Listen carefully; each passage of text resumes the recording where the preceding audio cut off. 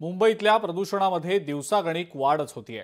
मुंबईतील हवेची गुणवत्ता आता अधिक गंभीर श्रेणीमध्ये पोहोचल्यानं मुंबईतील प्रदूषणाचा प्रवास आता दिल्लीच्या दिशेने सुरू असल्याचं बोललं जातंय।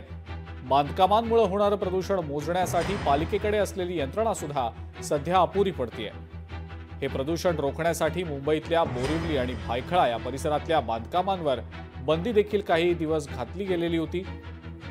महाराष्ट्र राज्य प्रदूषण नियंत्रण मंडळ आता या सगळ्या संदर्भामध्ये कारवाई सुरू करणार आहे।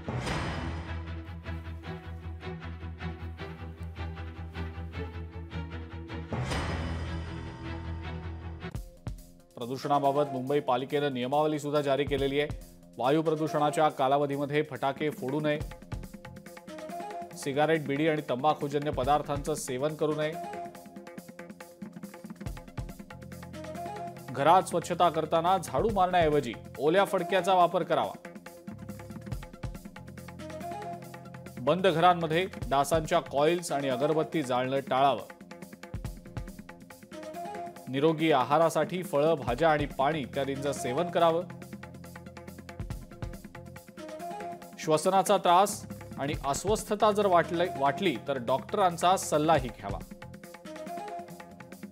प्रदूषण काळामध्ये घराबाहेर जायचं असल्यास मास्कचा वापर करावा।